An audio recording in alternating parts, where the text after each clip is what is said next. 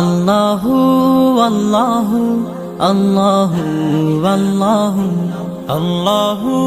আল্লাহু আল্লাহু আল্লাহু